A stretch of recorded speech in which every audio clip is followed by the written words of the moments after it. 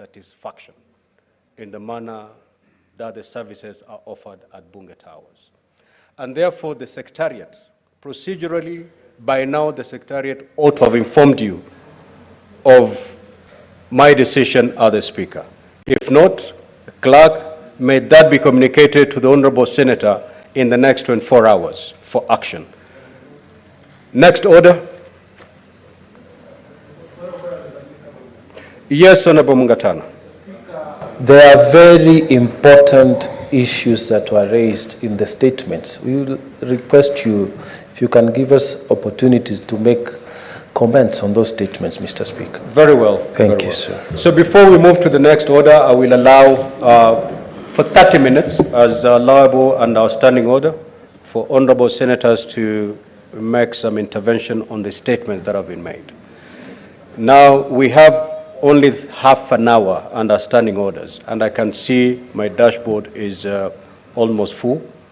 So as you speak, honorable senators, be mindful of your colleagues. The Honorable Mungatana. Mr. Speaker, I rise to support the statement that was raised by the Senator nominated Catherine Muma, as read by our very own Senator Esther Ekenyuri, that is directed on the committee, to the Committee of National Security, Defense and Foreign Relations on the disaster response. Mr. Speaker, in Nairobi County. Mr. Speaker, I was going to request that this committee, as it investigates the issues that have been raised by the Honorable Catherine Muma, Mr. Speaker, to also seek clarification on just two quick ones. Mr. Speaker, His Excellency the President visited the area of Mathare and directed that the people, 40,000 households who have been affected, will be paid 10,000 shillings per household to help them in the relocation. I would want the committee to find out if the same amount of money or even more can be extended to other counties like Tana River County, which have been badly affected, and people have also been relocated from their ordinary places of living. I thank you, Mr. Speaker. Senator Sifuna. Mr. Speaker, allow me to inform the Honorable Mungatana that in fact the announcement by the President yesterday was on plans that his government is intending to put in place to help the people of Nairobi, and this is coming 2 weeks after people have been moved from their houses, after their houses have been washed away. I was extremely disappointed, Honorable Speaker, that instead of coming and addressing the people of Mathare about what the government has already done, the head of state was talking about things that he's going to do. Where does he think these people have been living for the past 2 weeks? Mr. Speaker, this rain in Nairobi started... What is the point of order, Senator Fernando?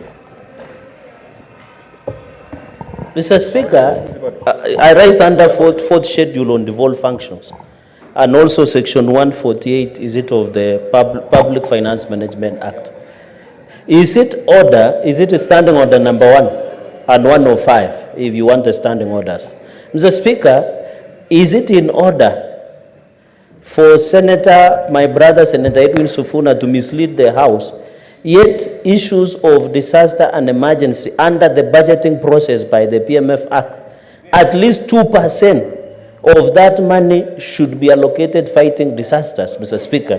The point I'm trying to make is that the issue of handling disaster preparedness is not an exclusive function of national government. What Senator Sifuna should be telling the nation is what is the Nairobi City County government has done in Mathare before Senator Gloria. We do not allow understanding orders for choruses in this House. Conclude. Mr. Speaker, in fact, the national government only come to supplement, Mr. Speaker. So is it in order, what Senator Sifuna should be telling the nation, what have they done as a county government to address the challenges while we sympathize and empathize with the people who have been affected in this city? What have they done as Nairobi City County on their 2%? And Mr. Speaker, sir, it is money that is allocated under the county revenue, Mr. Speaker. And for the information of the House, the governor of Nairobi said national government has given support to a tune of 500 million, Mr. Speaker. So you cannot allow Senator Sifuna to get away with misinformation and misleading the country, Mr. Speaker. He should be ruled out of order. Senator Sifuna, if I got you correctly, you indicated that the head of state came to Mathare 2 weeks after the floods had ravaged the area. And instead of coming to say what the national government had done, he came to state what his government was going to do. Taking it from where the Senator Fonandi has said, that under Schedule 4 of our Constitution, that particular function fairly falls within the county government. Would you still want to pursue that line? Or? I will absolutely insist on that line, Mr. Speaker. And Mr. Speaker, if you protect me from these frivolous points of order, I was actually going to tell you what the county government has done. But I was expressing my disappointment. Mr. Speaker, this rain in Nairobi started beating us seriously on the 20th of April. By the 24th of April, we, the leadership of Nairobi, were calling for the national government to declare this a national disaster because our own county was overwhelmed. I hear people parroting about 2% of the resources of the county being directed to the disaster account. It's not as if county governments receive all the money that is allocated to them by this House and then separate 2% and put it in the account. As we speak right now, if you are a serious person who follows devolution, you know that the county governments have not received money since January. The equitable share of county governments has not reached the counties by from January. So, Mr. Speaker, when you hear somebody saying talk about 2%, 2% of what? You should talk about 2% of money that you have put in the accounts of the county governments. Mr. Speaker, my disappointment is in the fact that from the 24th of this month, of last month, people have been sleeping outside. Then you come and tell us that you're going to give 10,000 shillings to the affected households. We have lost over 10,000 households, Mr. Speaker. Where do you think these people have been sleeping? That is my disappointment, and I want to dissuade the Honorable Mungatana. Don't wait for Ruto's money. It's not coming for your people. Mr. Speaker, as I speak right now as a senator of Nairobi, I can confirm that no money has reached the people of Nairobi from the national government. So don't tell us about 2%. Senator for Nairobi, in this House we use parliamentary language. If you're referring to a colleague, you refer to them as Honorable Senator. If you're referring to the President, you refer him as His Excellency, the President of the Republic of Kenya. We do not have a Mr. Ruto. So kindly abide.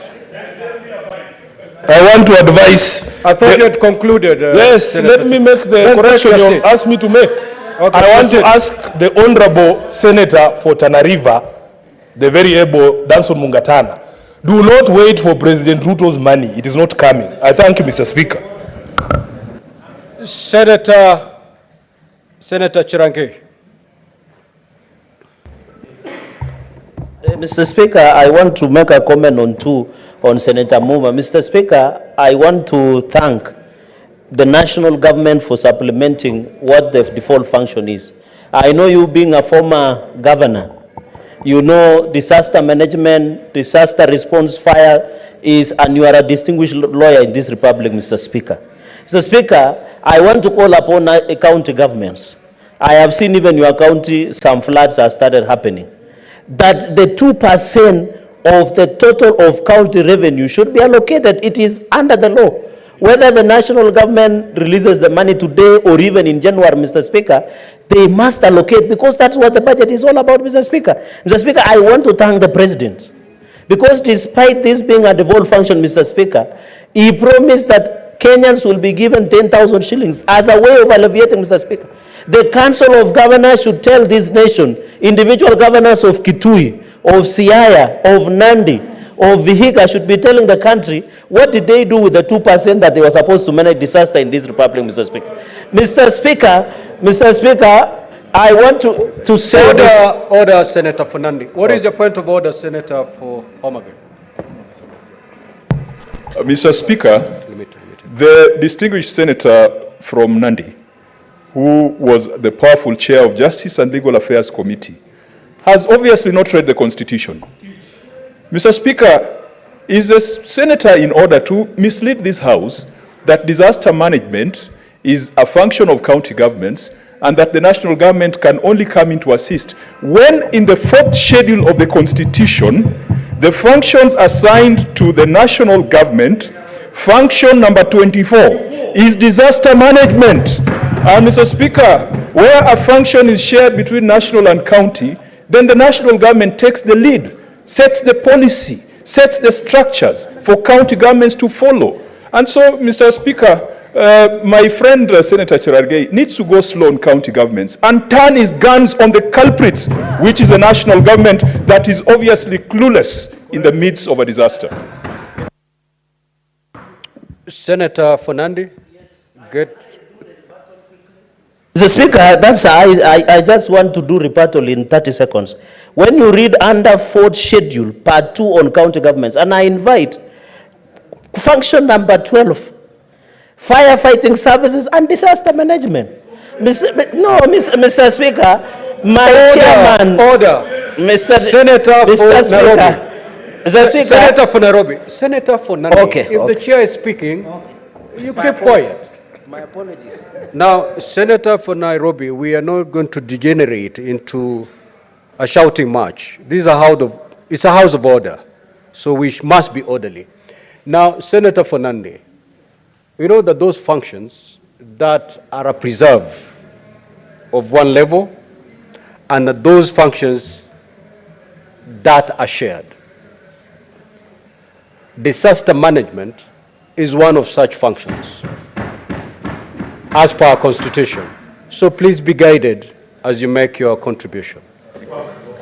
Mr. Speaker, the reason we should introduce monthly mandamano on heckling for Senator Sifuna. Mr. Speaker, what I wanted to the point is... Senator Fernandez, yes, Mr. proceed Speaker. to withdraw that particular statement. Okay, I withdraw, but the point has been made. Mr. Speaker, what I wanted to say, Mr. Speaker, I withdraw and apologize. Honorable Senators. I withdraw and apologize, but the point has been made. Mr. Speaker, can I be protected? Can I Senator Fernandi, would you wish to be informed by the Senator from Mombasa? No. I am sufficiently informed, Mr. Speaker. Then proceed. You can see how I am prosecuting my points, Mr. Speaker. Mr. Speaker, the notion I want to correct, while I agree that the issue of disaster management is concurrent function, my good brother, the chair of Public Accounts Committee, has been reading daily to governors about the 2% emergency fund. But when it comes before the floor of the Mr. Speaker, Anaturuka. Mr. Speaker, the point I wanted to make, and I want to thank the President, and you heard the Governor of Nairobi yesterday, it is unanswered. He said national government has given in kind and in cash over 500 million to assist the people of Nairobi. We have the people of Nakuru, Mr. Speaker. We have the people that have been affected in Kilifi, Mr. Speaker. We must thank the national government and the President, His Excellency President William Ruto, for standing with the people. Mr. Speaker, he went even and prayed for the victims in Mayumayu, where my sister, the Deputy Majority Leader, was there. He went to Mathare himself. Senator Sifuna has not even gone to Mathare, Mr. Speaker. He has not gone even Mukuru kwa Njenga. There is Mukuru kwa Ruben, Mr. Speaker. Order, Senator. He has never gone, Mr. Speaker. Senator, what can he tell us? Senator Fernandi, okay. Please, take your seat. Now, Senator for Nairobi, you know, if you have a point of order, you know what to do. You need not shout. Okay? Senator Fernandi, conclude.